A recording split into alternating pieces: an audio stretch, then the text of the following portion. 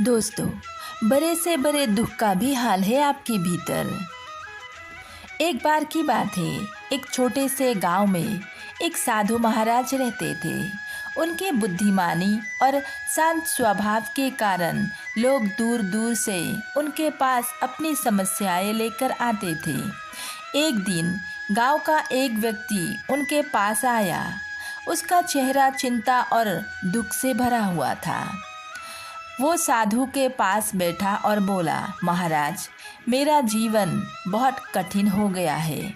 मेरे पास दुखों का अंत नहीं है। मैं हर तरफ से हार चुका हूँ। क्या आप मेरी मदद कर सकते हैं?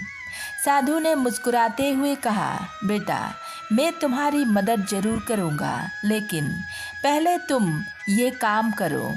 उन्होंने उसे एक मिट्टी का घड़ा और एक छोटा सा दिया दिया और कहा, इस घड़े में दिया जलाकर गांव के हर घर जाओ।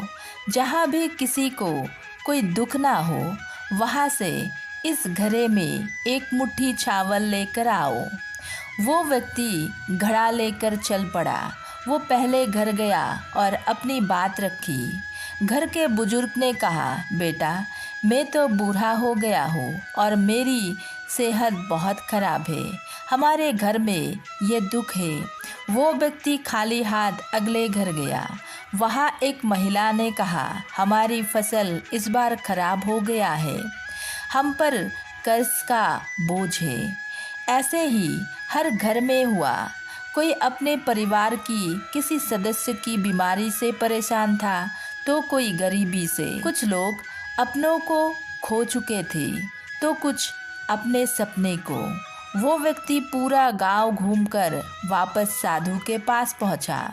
उसने साधु से कहा, महाराज, मैंने हर घर देखा, लेकिन कोई भी ऐसा नहीं मिला जहां कोई दुख ना हो। हर किसी के पास अपना अपना दुख है। साधु ने मुस्कुराते हुए कहा, तो बेटा, अब तुम समझे, दुख जीवन का हिस्सा है।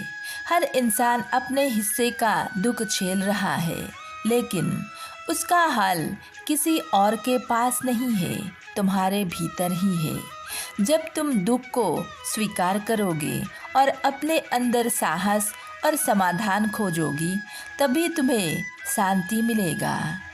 उस दिन से उस व्यक्ति ने शिकायत करना छोड़ दिया और अपनी समस्याओं का हल खुद ढूंढने लगा। उसने समझ लिया कि दुख जीवन का एक अध्याय है, लेकिन उसे ख़त्म करने की ताकत उसके भीतर ही है। दोस्तों, इस कहानी से हमें यही सीख मिली है।